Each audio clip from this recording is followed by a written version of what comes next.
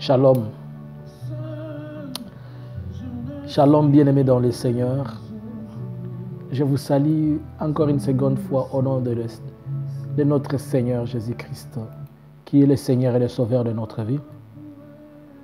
Je bénis le nom du Tout-Puissant, je bénis le nom du Créateur incréé. Par la grâce de Dieu, ce matin ou cet après-midi, c'est encore moi, votre humble serviteur, votre ami, votre frère de tous les jours, qui a toujours eu le temps d'échanger et de partager un peu avec vous. Je suis devant vous encore une seconde fois aujourd'hui pour essayer de partager un peu de ce qui est de la parole de Dieu. Je vais te parler de quelque chose dont l'Éternel m'a inspiré et l'Esprit de Dieu m'a il m'a parlé sur ça et j'ai trouvé mieux de partager avec toi cette information au travers de la parole de Dieu. Sans pour autant tarder, nous allons lire des courts versets qui vont nous introduire dans ce que nous allons dire. Le premier verset, je suis dans le livre de Jean, chapitre 1er, le verset 29. Jean, chapitre 1er, le verset 29, je vais lire le verset au nom de Jésus. Le lendemain, il vit Jésus venant à lui. Et il dit, voici l'agneau de Dieu qui ôte les péchés du monde. Et le second verset, nous allons le lire, c'est dans le livre de Matthieu, chapitre 16. Matthieu, chapitre 16, au verset 18. La Bible dit ceci. Et moi, je te dis que tu es Pierre, et que sur cette pierre, je bâtirai mon église, et que les portes de séjour de la mort ne prévaudront point contre elle. Seigneur, je veux partager ces messages et ces courts messages avec ton peuple. J'aimerais qu'ils le reçoivent et que ça bénisse la vie de quelqu'un. Ça bénisse quelqu'un et que cette personne réalise la grandeur, la puissance et la dignité de toi. Entre tes mains, j'abandonne ce temps. Merci encore pour l'effusion du Saint-Esprit le jour de la Pentecôte. Et merci puisque tu as pensé à nous et tu as permis que nous soyons témoins dans un jour comme celui-ci au nom de Jésus. Amen. Je ne vais pas être long, mais je vais juste t'amener à comprendre quelque chose. Nous venons de lire deux versets. Le premier, nous avons lu dans le livre de Jean. Jean à son chapitre 1er, au verset 29. Cette histoire, c'était au moment où Jean, cousin de Jésus-Christ, au travers leur mère, puisque la maman de Jean-Baptiste, elle était cousine, la maman de Jean-Baptiste qui est Élisabeth, elle était cousine à Marie, la maman de Jésus. Et que l'écart de vie entre Jésus et Jean-Baptiste, elle est de 6 mois. Elle est de 6 mois, bibliquement, puisque la Bible dit que l'ange a informé à Élisabeth qu'elle sera enceinte. Et 6 mois après, le même ange est parti voir Marie, la maman de Jésus. Mais si on dit l'écart de Jean-Baptiste et de Jésus, elle est de 6 mois, je vais poser juste une question. La Bible dit que l'ange descendit voir, c'était Gabriel, qui est venu annoncer, qui est l'ange messager de Dieu. Il est venu informer à la maman de Jean-Baptiste que, il lui dit, voici tu deviendras enceinte. Il ne lui a pas dit, voici tu deviens enceinte. Il a dit, voici tu deviendras. C'était un futur proche. Mais est-ce que dans ce futur proche, c'était le même jour? Puisque avant que l'ange ne parle à Élisabeth, il avait parlé à Zacharie, le papa de Jean-Baptiste, qui était un sacrificateur, pendant qu'il était dans son service, à son tour de sacrifice, et de faire l'œuvre du Seigneur. Et pendant qu'il lui parlait, la Bible dit que lui n'avait pas crié et il est devenu sourd-muet. Mais après, l'ange est parti informer celui qui croit. Tu ne me comprends pas. L'ange est venu vers le sacrificateur, mais le sacrificateur n'a pas cru. La Bible dit qu'à tous ceux qui ont cru, il les a fait devenir fils et enfants de Dieu. C'est que vous pouvez parler de Dieu, mais vous ne croyez pas à Dieu. C'est que vous pouvez prêcher la bonne nouvelle, mais vous ne croyez même pas à cette bonne nouvelle. Puisqu'il y a des gens que j'ai vu entrer dans la prière, mais ils ne croient pas à leur prière. J'ai vu les gens appeler le nom de Jésus-Christ, mais ils ne croient pas. Or, Christ n'opère qu'avec les gens qui croient. Ceux qui ne croient pas n'ont pas de place dans le Seigneur. Puisque la Bible dit que sans la foi, il est impossible d'être agréable à notre Dieu. Nous croyons que Dieu existe par la foi. Nous croyons que Jésus-Christ est le début et la fin par la foi. Nous croyons que le monde a été créé par la foi. Alors un certain Zacharie était à l'œuvre. Lui qui était en train de demander un ange, qui était en train de demander la présence de Dieu. L'ange descendit, mais Zacharie n'a pas crié. Mais sa femme qui n'était même pas à l'œuvre, elle était dans ses activités quotidiennes de tous les jours, l'ange est venu et l'a crié. Écoutez bien aimé, ce n'est pas la durée ou la longueur de ton dans la prière qui permet à ce que l'on croit que sa prière est exaucée. Quelqu'un peut faire une courte prière de 2 secondes, mais si sa foi est connectée à Dieu, cela peut déclencher les miracles. Ce n'est pas la longue vie dans les ministères qui apporte la faveur de Dieu. Ce n'est pas la grandeur de la prophétie qui apporte la conviction de la parole de Dieu ou la conviction du message. Ce n'est pas la longévité. Ce n'est pas aussi la masse de gens qui fait la présence de Dieu. Vous pouvez être mille et des milliers, mais Dieu n'est pas parmi vous. Mais il y a une seule personne qui est avec Dieu. Israël n'attendait que Dieu par Moïse. Mais Israël lui-même n'avait pas Dieu. Dieu intervenait par Moïse. Alors la Bible dit que l'ange est parti le voir. Il lui a dit, tu deviendras. Est-ce que c'est exactement, automatiquement qu'Élisabeth était grosse? Ou bien ça nous a pris encore 1 mois ou 2 mois? Mais on nous dit seulement bibliquement que l'écart d'âge est de 6 mois. Tu dois chercher la prophétie dedans. Alors, Jean-Baptiste a grandi, il a commencé à faire le ministère. Jean-Baptiste qui est né avant Jésus. Mais du temps où Jean-Baptiste était en train de servir, Jésus n'avait pas encore commencé à faire l'œuvre de Dieu. Puisqu'il fallait qu'il passe par la loi de la Bible, la loi prescrite par Dieu, pour que s'accomplisse la prophétie. La prophétie ne défie pas la loi, mais la prophétie complète la loi. Car la prophétie par excellence, qui est la parole, c'est lui-même Christ, à qui on a posé la question. Est-ce que tu es venu abolir la loi? Il a dit non, je ne suis pas venu abolir, mais moi je suis venu la donner encore plus de pression. Voilà, j'interpelle à quelqu'un qui croit que puisqu'il a l'onction, il a la puissance, il a la grâce, qu'il peut aussi rendre inférieur son pasteur ou son titulaire ou tout celui qui l'a précédé dans la foi. C'est une bêtise. Tu n'as pas une longue vie dans l'esprit. Tu n'as pas une longue vie dans le Seigneur. Dieu, c'est un Dieu de principe. Et Dieu, c'est un Dieu de respect. Que ton onction ne déplace pas l'ancienneté des anciens qui t'ont précédé. Que ton onction ne déplace pas le respect que tu dois. Prophétesse, ne manque pas de respect à ton homme puisque tu es devenu prophétesse, évangéliste, docteur ou je ne sais quoi. Papa, ne manque pas de respect à ton pasteur, à ton bishop, puisque tu dis, quand toi tu pries, il tombe. Toi tu prophétises, il ne prophétise pas. Il n'y a pas de ministère par excellence. Nous sommes tous égaux. Aujourd'hui, nous, les prophètes que nous sommes, nous pensons que notre ministère est plus important que d'autres ministères. Alors que tous les 5 ministères, ils sont au même pied d'égalité.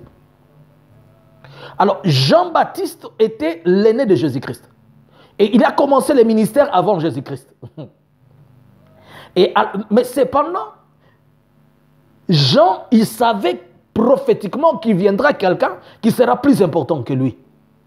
Et Jean comprenait qu'il y a quelqu'un de grand que lui. Mais le temps de cette personne-là n'était pas encore arrivé. N'impose pas ton temps si Dieu n'a pas encore imposé.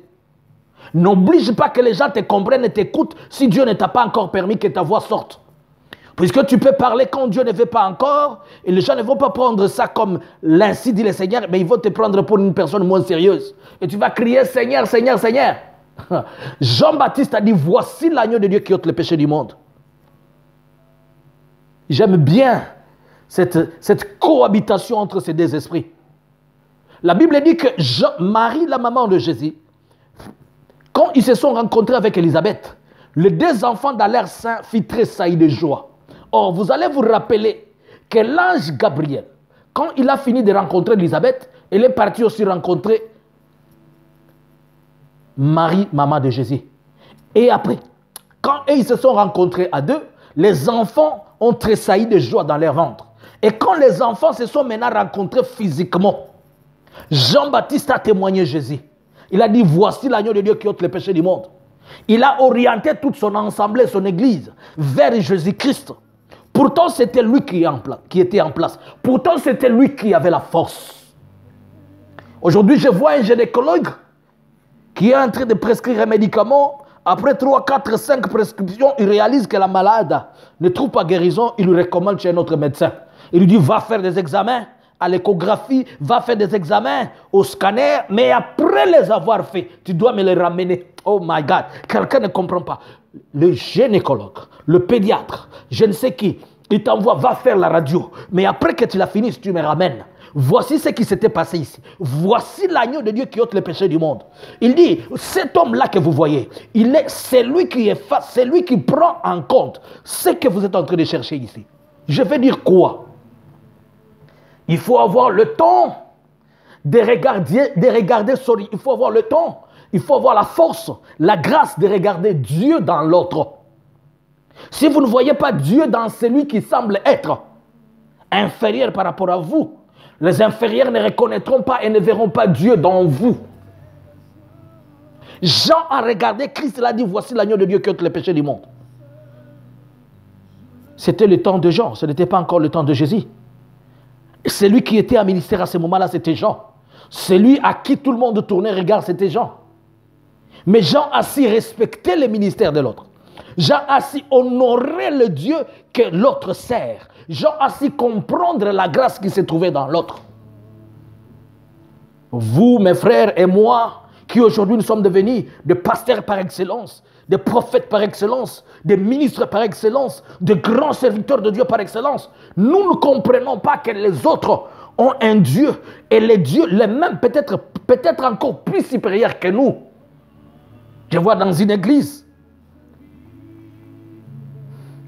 lorsqu'il s'agit que quelqu'un donne un conseil à son pasteur, il te dit, qu'est-ce que tu as à me dire toi? J'ai commencé l'œuvre de Dieu avant toi. Tu as commencé l'œuvre avant lui, mais tu n'as pas commencé Dieu avant. Tu n'as pas commencé Dieu avant lui et tu ne finiras pas Dieu après lui. Personne n'a commencé Dieu avant l'autre puisque Dieu était présent toujours. Il est omniscient, omniprésent, omnipotent. Il est là. Nous avons aussi lu un autre verset. Christ est en train... Regardez un peu ces gens. Regardez ces gens d'onction, ces gens qui ont bouleversé l'humanité, ces gens qui nous ont amenés aujourd'hui à croire à la parole à laquelle nous prêchons. Mais regardez leur conception, regardez comment ils étaient. Je suis dans le livre de Matthieu, chapitre Rakabosha, Je suis dans le livre de Matthieu, chapitre 16, le verset 18. Rabo, Jesus. Et je suis au verset 18, il dit... Et moi, je te dis que tu es Pierre. Ça, c'est Christ qui dit. Hein? Christ regarde Pierre, lui son maître. Mais il voit dans son disciple Dieu. Et il lui dit, sans d'abord tenir compte que Christ était Dieu, d'abord comme un prophète, comme un mentor, il était mentor de Pierre. Il était son pasteur. Mais il a reconnu que dans Pierre, il y avait une grâce.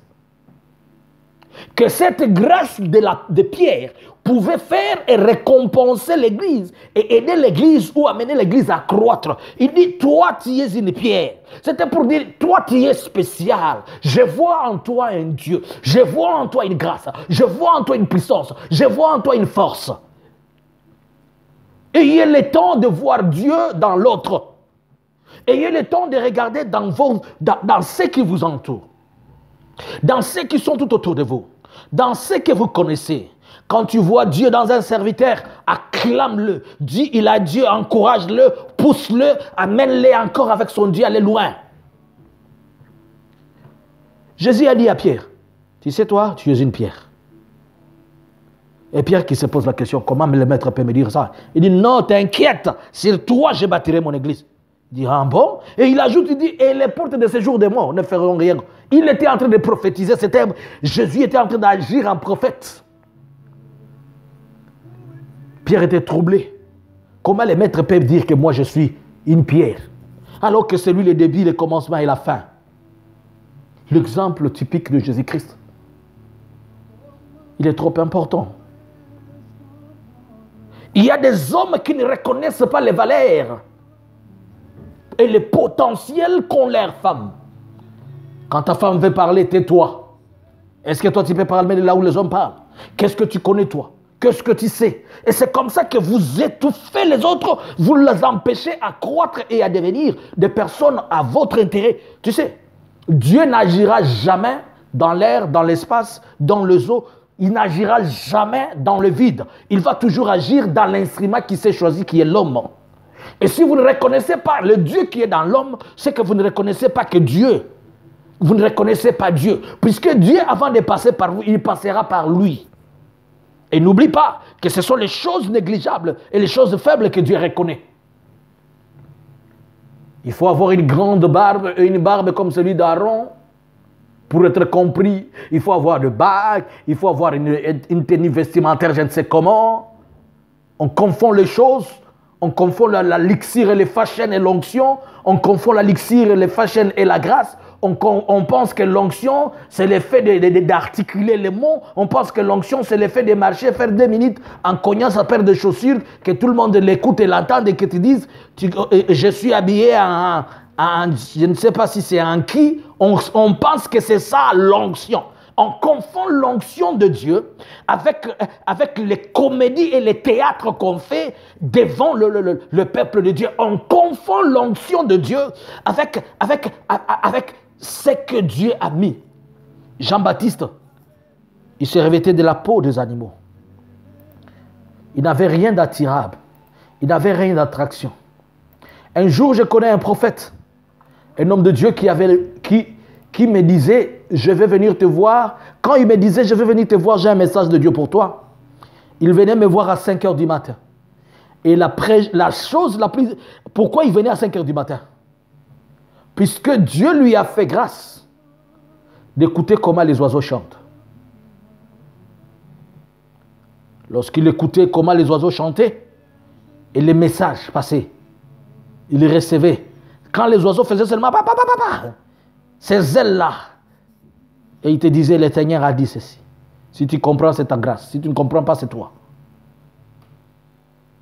Il y a de ces serviteurs de Dieu. Je n'ai jamais vu un papa qui est en train qui a donné naissance aux enfants et qui est en train d'amener et de faire que ses enfants grandissent. Et lorsqu'il réalise que parmi ses enfants, il y a un qui lui dit, papa, je suis déjà mature, il veut que son enfant demeure prématuré. Alors le papa, il a un problème. Je n'ai jamais vu un papa qui est content de voir que son enfant, après 5 ans, il ne sait toujours pas marcher. Mais quand tu vois ton fils, ta fille, il est en train d'évoluer positivement, bousculé encore, tu as peur puisque tu n'as pas confiance en toi-même. Élie, on le chassait, il allait, mais les gens allaient encore le chercher. Élie, on disait, à mort Élie. Mais on allait encore faire un tour toute la ville, chercher nous cet homme-là. Ne crains pas, puisque tu te dis que si tu donnes la grâce et la faveur à quelqu'un d'être là, après il va ravir ce qui est à toi, il va partir. Il va ravir, mais il ne ravira pas la grâce que tu as. Qui est celui qui a mis la Bible dans toi? Qui est celui qui était là lorsque Dieu t'a oint? L'Esprit de Dieu est sur moi car il m'a oint pour annoncer la bonne nouvelle. C'est l'Esprit de Dieu qui t'a oint. Ce n'est pas cette onction que nous sommes en train de voir. Je vois quelqu'un, on est en train de le consacrer, on pourra, si c'est 5 bouteilles de litres d'huile d'olive, on les verse sur la tête. Ce n'est pas cette onction-là. Arrêtez d'abîmer les tenues vestimentaires des autres. Il est bien habillé, il vient à l'église. Maintenant, il ne sait même plus comment rentrer chez lui puisqu'il est mouillé de l'huile partout et vous pensez que c'est ça l'onction. C'est quoi ce genre de théâtre que vous ne cessez de stopper? Quand on vous dit la vérité, vous dites qu'ils sont orgueilleux, vous dites qu'ils veulent nous faire voir qu'ils sont saints. Personne n'est saint sur la terre. L'apôtre Paul a dit que nous courons vers un but. Et nous traitons durement. Chacun tentait de traiter son corps d'une manière particulière. Tu élimines ça, tu élimines ça, tu élimines ça, tu élimines ça. Jean-Baptiste regarde Christ et dit, voici l'agneau de Dieu qui ôte le péché du monde. Et Jésus regarde Pierre et dit, tu es Pierre, sur toi je bâtirai mon église. As-tu déjà dit à ton homme, tu es Pierre? Regarde ton mari et dis-lui, tu es le parfait mari plus que tous les hommes. Quand je te vois, mon mari, je trouve que tu es l'excellence de ce que Dieu a créé. As-tu déjà regardé ta femme et dire à ta femme un jour, ma femme, ma chérie, tu es la plus belle de toutes les femmes, tu es la plus meilleure, tu es la plus excellente. Elle vient du travail. La seule chose qui l'attend à la maison, ce sont tes insultes. Tu ne reconnais pas qu'elle est Pierre. Encourage-la dans ce qu'elle a fait. Encourage-la dans ce qui s'est passé. Essaye un peu de la douceur. Oh my God. Qu'est-ce qui se passe sur la terre? Reconnaître Dieu dans l'autre. C'est ce que l'Esprit de Dieu est en train de me dire. Il me dit, Jean-Luc, vous devez apprendre à reconnaître Dieu, voir Dieu dans l'autre. Quand tu regardes l'autre comme ça, tu vois dans lui Dieu. Il n'y a personne qui a l'exclusivité. On n'est pas des super dealers du Saint-Esprit. Qu'est-ce qu'un super dealer? Un super dealer, c'est un revendeur exclusif à qui on a laissé le monopole. Par exemple, on te dit, tu es Vodacom, ou bien tu es la maison, je ne sais pas. Et ici chez nous, en Suède, il y a El Gigantel, il y a une autre NetOnNet, il y a tout ça. On te dit, tel produit, par exemple, les Galaxy, et si ça va venir S11 ou 12, c'est pour toi seulement. Personne d'autre ne peut acheter ça chez nous. Tout celui qui a besoin doit venir chez toi. Il n'y a personne sur la terre qui a l'exclusivité de Dieu ou l'exclusivité du Saint-Esprit ou de l'onction. Si vous ne passez pas par moi, vous ne réussirez pas. Il n'y a qu'un seul chemin, la vérité et la vie qui est Christ. C'est ce qui est dit dans Jean 3,16. Je suis le chemin, la vérité et la vie et nul ne vient au Père que par moi. Et toi, tu te fais maintenant aujourd'hui le chemin, la vérité et la vie? Si moi je ne prie pas pour toi, tu ne vas pas. Mais comment? C'est par révélation ou bien par orgueil? Si c'est par révélation, tu dois avoir une façon d'aborder les gens. Est-ce que vous savez que Dieu peut te demander de prier pour quelqu'un? Et après, quand l'autre va commencer le ministère, il va avoir le double de ta portion. C'est biblique.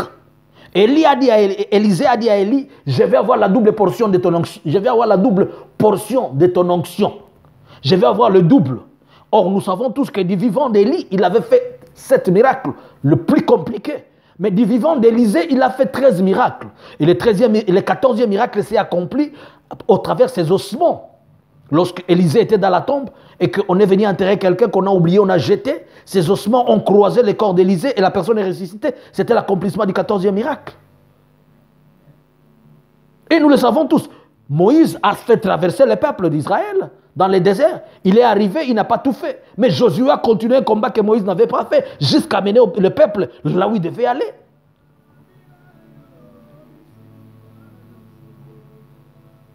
Bien-aimés, voici l'agneau de Dieu qui ôte les péchés du monde. Regardez vos enfants. Regardez Dieu dans vos enfants. Cette habitude-là, je regrette pourquoi j'ai donné naissance à ces bandits, à ces barbares, à ces voyous. Tu es une pute, je ne sais quoi. Mais comment? Tu lui communiques l'esprit de barbarisme, l'esprit de ghetto, l'esprit de chanvre, l'esprit de quoi? Et après tu vas crier aux sorciers de ta famille. Regarde Dieu dans tes enfants. Tu apprécies les enfants des autres, tu ne sais pas apprécier tes enfants. Tu élèves les enfants des autres, tu ne sais même pas élever tes enfants. Tu trouves seulement que c'est le pays des voisins qui est meilleur et ton pays n'est pas meilleur. Tu trouves seulement que c'est le président des autres qui est excellent et ton président n'est pas excellent. Tu trouves que c'est le gouverneur de l'autre qui est excellent et le tien non. Il faut avoir le temps de voir Dieu dans l'autre. Regardez même une petite race. Jésus n'a pas dit toute ta vie tu es ceci. Il a dit, toi tu es Pierre. Sur toi je bâtirai mon église. Et Jean-Baptiste qui regarde Christ, il dit, voici l'agneau de Dieu. Mais si c'était un prophète d'aujourd'hui, il allait dire aux gens, c'est un faux pasteur. Ne suivez pas Jésus, c'est un faux prophète. C'est un faux. Il est faux, il ne connaît rien. D'ailleurs, tu ne vois pas comment il fait les mains comme ça, il fait les doigts comme ça, il fait comme ça. C'est comment on fait encore là? Vous allez aussi me taxer puisque je l'ai fait. Il fait comme ça, comme ça. C'est comment? C'est comme ça, c'est comme ça. Je ne sais pas. Si c'est comme ça, tu as vu, il a fait comme ça, il a fait comme ça. C'est comme ça qu'on allait dire. Si c'était de nos jours, le Jean-Baptiste de nos jours, comme Jean, c'était lui qui avait le monopole, c'était lui qui avait la grâce. Il suffisait que Jean parle, tout le monde l'écoute. Mais Jean dit bien que je suis. Il a reconnu ce que la Bible dit, l'humilité précède la gloire et l'orgueil précède la chute. Il s'est rabaissé d'abord et il a reconnu le Dieu dans les autres.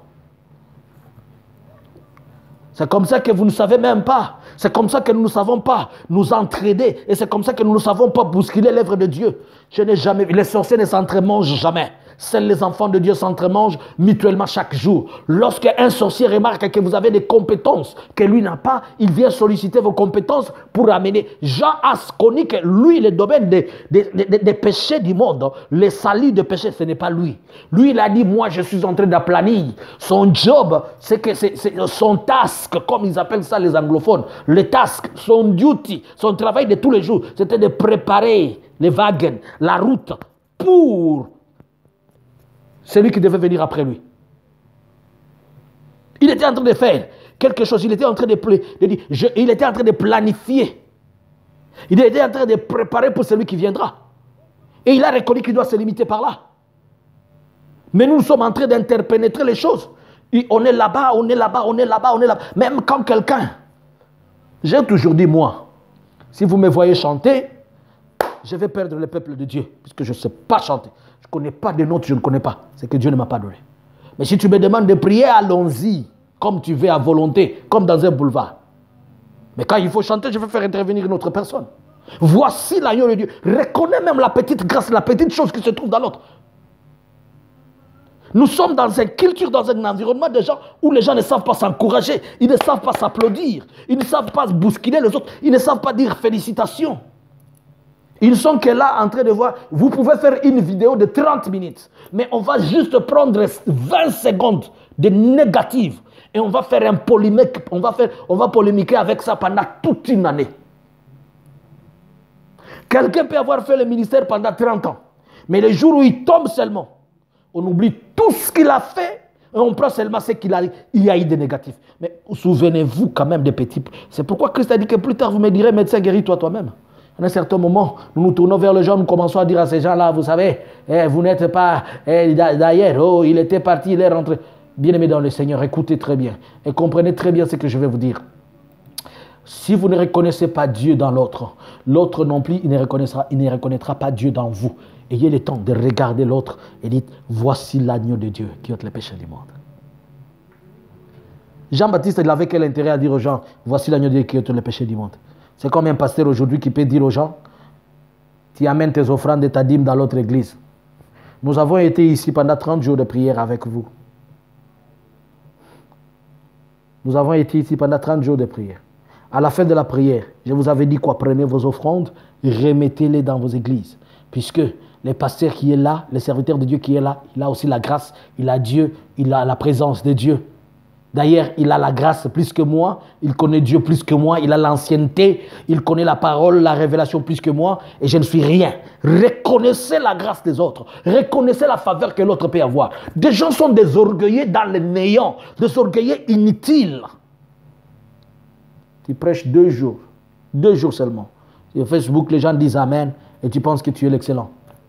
Reconnaissez Dieu dans les autres. Ayez le temps de reconnaître et de voir, voici l'agneau de Dieu qui ôte les péchés du monde. Reconnaître Dieu dans l'autre, ça te coûte quoi? Mais tout ce que nous savons,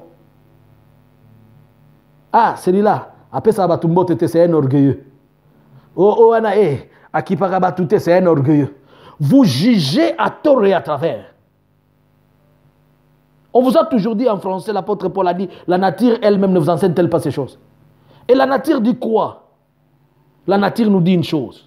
L'habit ne fait pas le moine. Même si on ne connaît le moine par son habit, mais l'habit ne fait pas le moine. Si l'habit faisait le moine, comme les Français disent, si la barbe était le signe de la sagesse, le bouc en serait Socrate.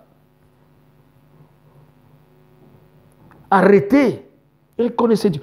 À force de faire cela, vous perdez vos bénédictions, ils échappent. Parce que quand toi, tu ne reconnais pas quelqu'un comme il est, il va là où les autres peuvent l'accepter et vont l'admettre. Moïse a aidé ses frères. Mais il est revenu vers ses frères lui ont dit encore, tu veux nous tuer? Moïse a dit, pardon, laisse-moi aller. Il est parti dans le désert. La personne que vous écartez, puisque vous ne reconnaissez pas, Dieu va les visiter. Il va rendre cette personne grande et vous aurez honte même un jour de l'approcher. La vie, elle est tantôt plus tôt. Hier, tout le monde a crié, le président de la République démocratique du Congo, il vendait des pizzas. Hier, tout le monde a crié. Mais aujourd'hui, il est président. Même ses collègues avec qui il vendait les pizzas, ils ne peuvent même plus demander audience. Même avoir son numéro. Auparavant, il appelait, il disait, va prendre les pizzas là-bas, donne là-bas. Il leur disait, toi, tu prends là-bas et tu vas préparer la table, va faire la lessive de je ne sais quoi, de plats et tout ça. Mais qui peut l'envoyer aujourd'hui? Il y avoir même audience pour lui dire ça. La vie, c'est tantôt plus tôt, tu ne connais pas. Dieu a toujours des gens qui n'ont pas encore fléchi devant Baal et qu'il est en train de préparer. Et nous sommes dans un moment prophétique qui peut permettre aux gens de comprendre. Puisqu'il y a beaucoup de troubles prophétiques que les gens ne comprennent pas. Il y a un mouvement prophétique incontrôlé. Il n'y a pas plus que 4 ou 5 jours. Il n'y a même pas un mois. Nous avons vu en République démocratique du Congo un petit garçon de 10 ans. Mon fils là, il prêche excellemment. Il a l'âge de mes enfants. Il prêche excellemment. Je l'ai regardé, je l'ai admiré, j'ai dit, mais comment? Il y avait un pasteur qui avait l'habitude de nous dire, un Tanzanien qui avait l'habitude, un Kenyan qui avait l'habitude de nous dire, Nikweli Mungu ana viumbe vyake.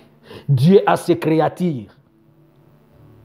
Avant cela, j'avais vu encore un petit de 7 ans au Kasaï qui était en train de prêcher en Chiluba. Mais comprenez, nous avons tous vu ici au mois de décembre notre petite sœur là, notre petite sœur, si je peux le nommer, elle n'est même pas petite sœur, ma fille, Esther. Est-ce qu'elle a l'âge de mes enfants? Elle était en train de prophétiser. Et elle prophétise, elle a la grâce de Dieu. Mais est-ce que vous ne comprenez pas les choses?